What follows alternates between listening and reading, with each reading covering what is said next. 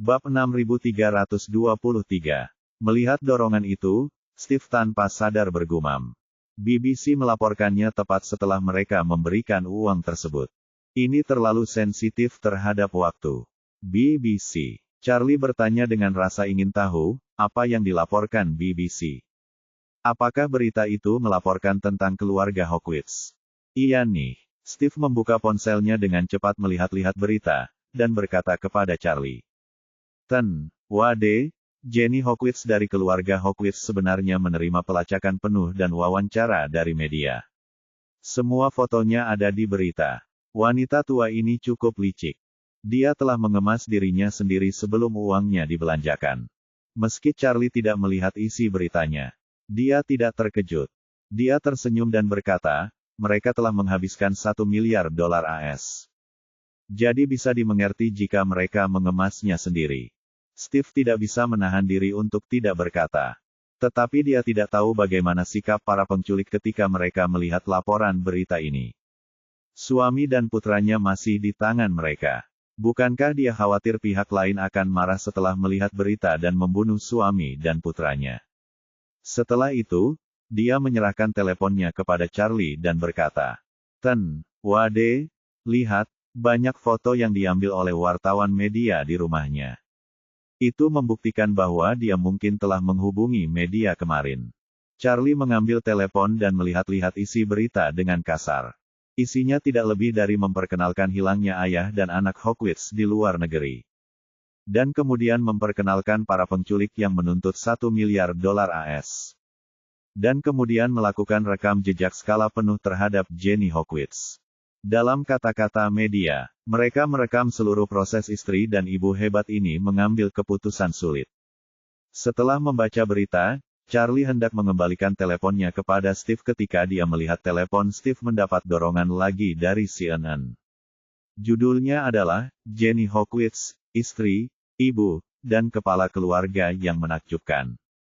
Charlie tidak mengklik untuk membacanya, tapi tersenyum dan berkata, BBC dan CNN melaporkannya. Ini seharusnya sudah direncanakan sebelumnya.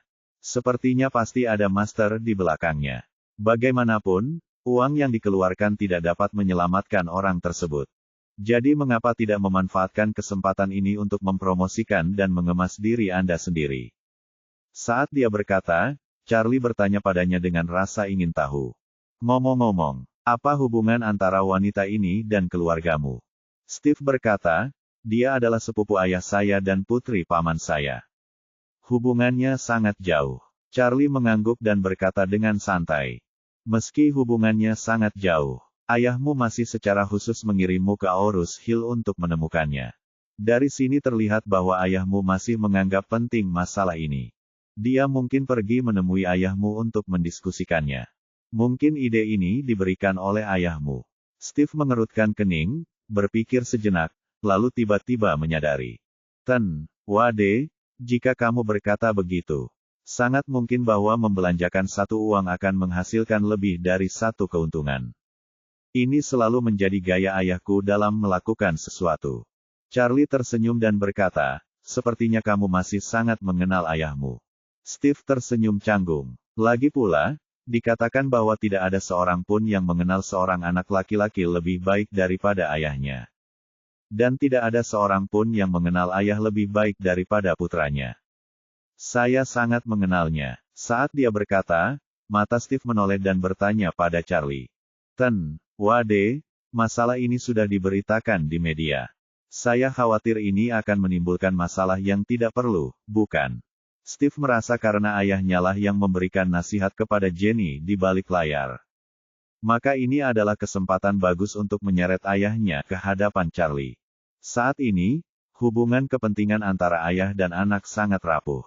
Siapapun yang disukai Charlie mungkin secara langsung mengancam kepentingan dan kehidupan orang lain. Jadi, ada baiknya dia memanfaatkan kesempatan ini untuk membiarkan Charlie mengeluh tentang ayahnya. Charlie tentu saja tahu apa yang dimaksud Steve. Dan dia tahu bahwa dia secara implisit berusaha merendahkan ayahnya sendiri. Tapi dia tidak memasukkannya ke dalam hati. Hal semacam ini sebenarnya tidak akan membawa masalah besar baginya. Bab 6324. Lagi pula, tidak ada yang bisa menemukan keberadaan sebenarnya ayah dan anak tersebut. Jika suatu saat berita itu bocor, itu pasti ulah Steve. Jadi Charlie yakin dia tidak punya keberanian untuk memberitahu siapapun.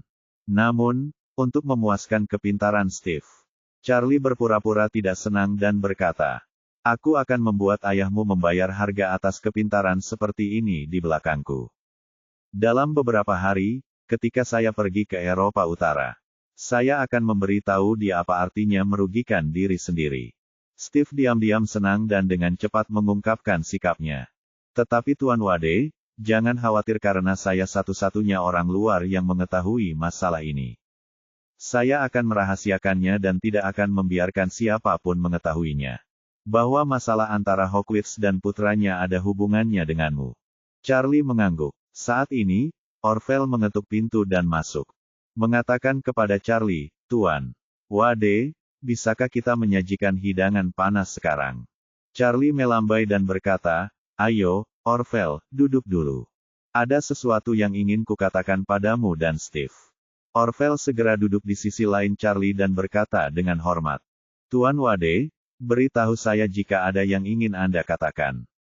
Charlie melirik Steve dan berkata, "Saya ingat Steve berada di peternakan anjing dan berkata dia akan menyumbangkan $100 juta kepada Anda untuk perluasan dan peningkatan. Benarkah?" Sebelum Orville sempat berbicara, Steve langsung menjawab, Ya. Jangan khawatir, Tuan Hong. Saya akan mengatur seseorang untuk membayar uang itu ketika saya kembali. Jika Anda merasa tidak nyaman untuk menerimanya, saya juga bisa menukarnya dengan cryptocurrency untuk Anda." Charlie tersenyum dan berkata, "Tidak apa-apa jika ini terjadi. Steve, ingatlah itu. Orville, ingatlah juga, saat Steve kembali ke Amerika Serikat, Anda akan menghubungi dia dan segera mengoordinasikan masalah ini." Orville berkata dengan hormat, "Tuan Wade, yakinlah. Saya akan berkoordinasi dengan Tuan Rothschild." Steve takut Charlie akan menganggapnya pelit. Jadi dia segera berkata kepada Charlie, "Tuan menyeberang. Jika Anda membutuhkan saya di masa depan, tanyakan saja. Aku akan melakukan yang terbaik." Charlie teringat sesuatu dan berkata, "Ngomong-ngomong, dalam 2 hari, model AI buatan Eropa Utara akan dikirimkan. Saya telah membayarnya kepada Ratu Eropa Utara. Saya berencana untuk pergi dan mengamatinya. Bisakah Anda membantu saya mengatur pesawat pribadi dengan latar belakang bersih dan tidak ada hubungannya dengan keluarga Rothschild? Saya akan menggunakannya untuk sementara waktu." Charlie dulu mengandalkan lintasan penerbangan pesawat untuk menembak setiap gerakan Warriors dan sekarang Warriors dan telah menyadari celah ini. Sambil mengisi celahnya sendiri, ia juga harus belajar bagaimana menggunakan celah ini untuk memantau orang lain. Jika mereka memperhatikan keluarga Wade, mereka mungkin juga akan memperhatikan pesawat keluarga Wade. Dengan pengalaman sebelumnya di Warriors dan Charlie berencana untuk berhenti naik pesawat keluarga Wade sebisa mungkin. Ketika Steve mendengar Charlie memintanya untuk membantu mengatur pesawat pribadi, dia segera berkata tanpa ragu-ragu, "Tuan Wade, jangan khawatir, aku akan mengurus masalah ini. Saya akan mengatur pesawat ke Aurus Hill hari ini. Kapan kamu berencana menggunakannya?" Charlie berkata, "Kita bisa pergi ke sana lusa. Saya mungkin akan berangkat lebih awal lusa." Steve berjanji, "Jangan khawatir. Saya akan menyiapkan pesawat dan krunya di Aurus Hill besok malam." Charlie melambaikan tangannya, "Saya hanya ingin pesawatnya, saya punya kru sendiri. Anda hanya perlu meminta kru mereka untuk menerbangkan pesawat." Steve mengangguk, memikirkan Eropa Utara. Dia tidak bisa menahan diri untuk tidak berkata kepada Charlie, "Tuan Wade, kenapa aku tidak memberitahu ayahku setelah aku kembali dan membiarkan aku pergi ke Eropa Utara daripada dia? Agar aku bisa menemuimu di sana dalam beberapa hari." Charlie tersenyum dan berkata, "Menurutku ayahmu harus datang ke sana sendiri." Jantung Steve berdetak kencang, dan dia bertanya dengan cepat, "Tuan Wade, apakah kamu menjanjikan syarat apapun kepada ayahku?" Bab 6325. Menghadapi pertanyaan Steve, Charlie hanya tersenyum tipis, tanpa berkomentar atau menjawab. Alasan mengapa Helena membiarkan ayah Steve, Simon, mengurangi waktu pembuatan model AI. Dari 1 atau 2 tahun menjadi 1 bulan karena hak untuk membeli setengah dari pil penyebar darah dan penghematan jantung. Selama Simon menyelesaikan pembangunan model AI dalam waktu yang ditentukan, dia berhak membeli setengah dari pil penyebar darah dan penghematan jantung seharga 50 miliar dolar AS. Kondisi itulah yang paling menarik baginya. Jadi Simon menggunakan semua sumber daya yang dia bisa gunakan untuk membuat hal yang mustahil ini menjadi mungkin. Dengan antusiasmenya terhadap pil pelebaran darah dan penyelamat jantung, dia pasti akan pergi ke Eropa Utara secara langsung, mengirimkan model AI ke Helena secara langsung. Lalu, segera beli setengah dari pil penyebar darah dan penghemat jantung. Charlie bahkan dapat menyimpulkan bahwa dia akan langsung meminum pil penyebar darah dan penghemat jantung setelah mendapatkannya. Dan tidak akan pernah ragu sedetik pun. Namun, bagi Steve, ini bukanlah kabar baik. Semakin banyak pil yang didapat ayahnya, semakin panjang umurnya. Dan semakin kecil peluangnya untuk mewarisi keluarga. Saat ini, Charlie memandang Steve, mengambil gelas anggur, dan berkata sambil tersenyum. Ayo, Steve, kamu berangkat hari ini, aku bersulang untukmu. Steve melihat Charlie telah mengubah topik pembicaraan, dan tahu bahwa situasinya mirip dengan dugaannya. Dia menghela nafas pelan, berdiri dengan penuh hormat, dan pada saat yang sama mengangkat gelas anggur, dan berkata dengan saleh. Ten, Wade, kamu sopan, aku bersulang untukmu. Setelah itu, dia mengangkat kepalanya dan meminum segelas Mautai. Charlie mengangguk, memberi isyarat kepada Orville untuk mengisi gelas Steve. Dan kemudian mengangkat gelasnya lagi sambil tersenyum. Ayo, memperdalamnya. Steve sedikit terkejut, dan tidak mengerti maksud Charlie memperdalamnya. Charlie tersenyum dan berkata, kami orang Tiongkok mengatakan bahwa perasaan ada pada anggur. Untuk memperdalam satu gelas, minumlah segelas lagi untuk memperdalam perasaan. Oh, Steve tiba-tiba mengerti dan tersenyum. Jadi, inilah yang dimaksud dengan pendalaman. Maka harus diperdalam Pak Wade, memperdalam satu saja tidak cukup, memperdalam 2. Charlie tersenyum dan berkata, tidak masalah, 2 adalah 2. Meskipun toleransi alkohol Steve rata-rata, dia bersedia mencobanya. Dia minum 2 gelas berturut-turut sebelum duduk kembali di kursinya. Steve sudah sedikit malu saat ini. Charlie bertanya padanya sambil tersenyum. Ngomong-ngomong, Steve, kamu sudah lama berada di Aurus Hill kali ini. Bagaimana perasaanmu? Steve berkata tanpa ragu-ragu. Ten, Wade, Aurus Hill memang tempat yang bagus. Saya pasti akan sering datang di masa depan. Saya katakan sebelumnya bahwa saya akan berinvestasi di Aurus Hill. Dan saya pasti akan melakukan apa yang saya katakan. Aku mungkin harus sering mengganggumu di masa depan.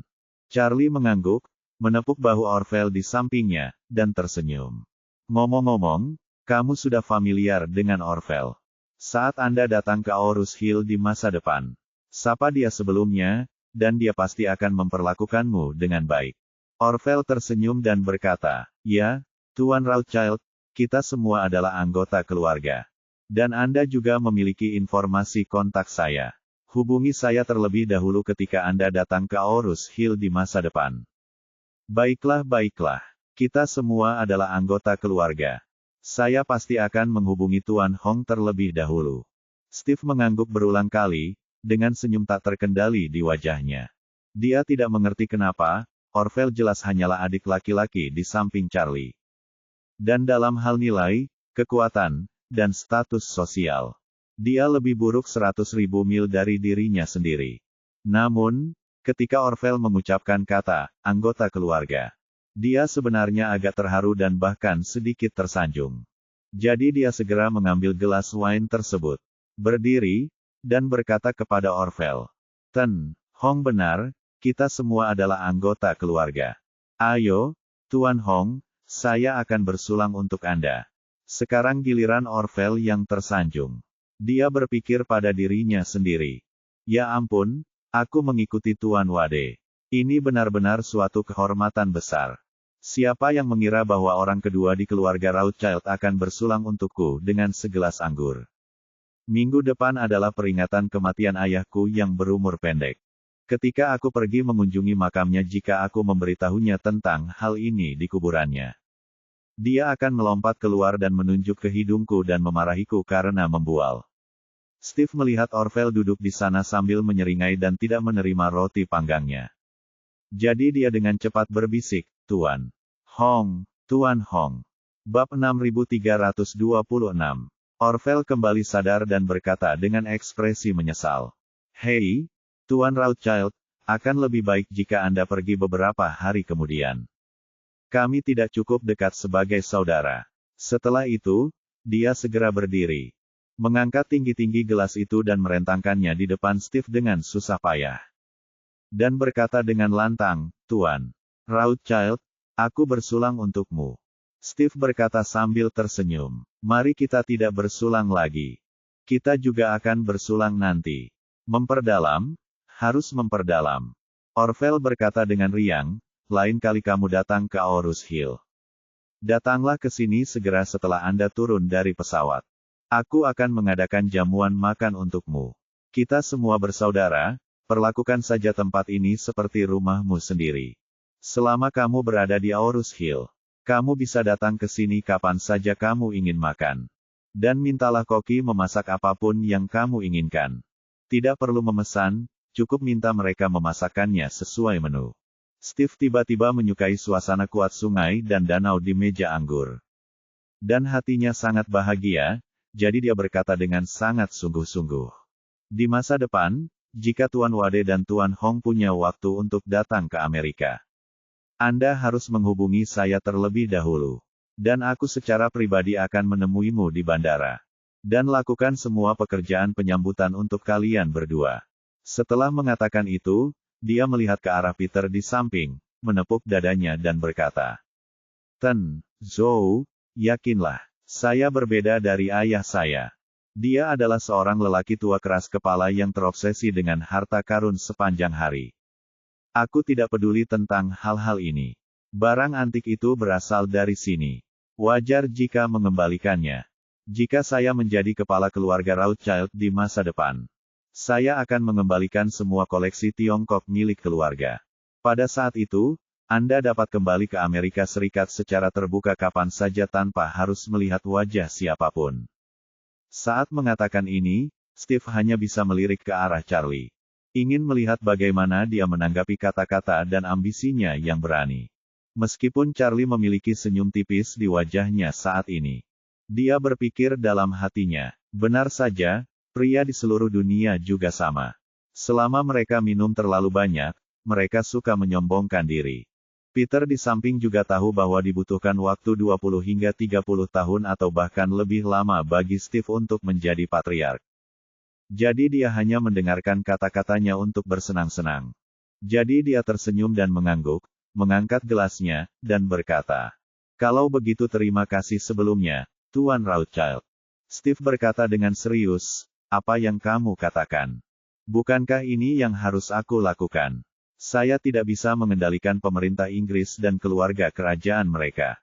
Jika tidak, saya juga akan memaksa mereka mengembalikan semua peninggalan budaya Tiongkok ke British Museum. Setelah mengatakan itu, dia melihat ke arah Charlie lagi dan berkata di bawah pengaruh alkohol.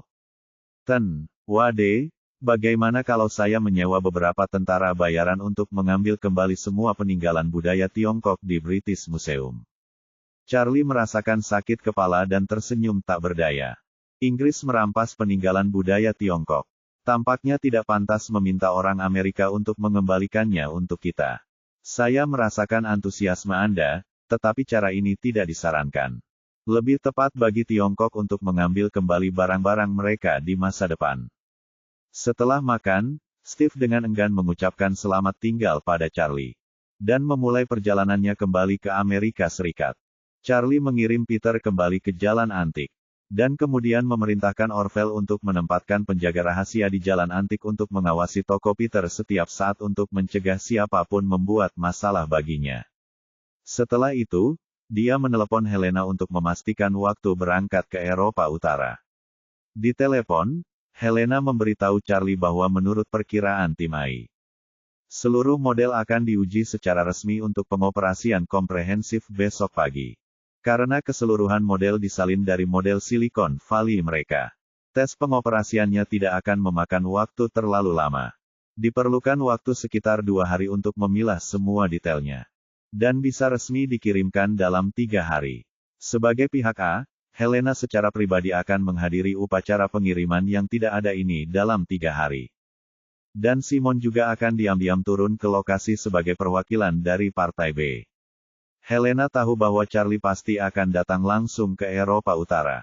Jadi setelah melaporkan pengaturan waktu spesifiknya, dia tidak bisa tidak bertanya padanya di telepon. Ten, Wade, maukah kamu menghadiri upacara pengiriman secara langsung? Charlie tersenyum dan berkata, saya tidak akan menghadiri upacara pengiriman. Kamu bisa terhubung dengan Simon.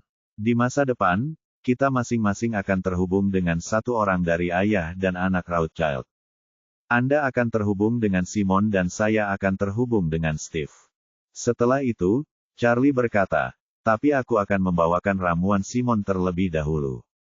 Jika tidak ada pengaturan lain, saya juga bisa bergabung dengan tim teknis penerima untuk menyaksikannya langsung. Helena bertanya dengan tergesa-gesa, Tuan. Menyeberang. Kapan tim teknis Anda akan tiba? Charlie menjawab, seorang teman dan saya akan berangkat dari Aarhus Hill lusa pagi. Teman yang bepergian bersama kami memiliki status khusus. Saat memasuki negara ini, kami membutuhkan bantuan Anda untuk menyambut adat istiadat. Tim teknisnya akan datang dari Amerika Serikat. Dan saya akan menemui mereka di Eropa Utara.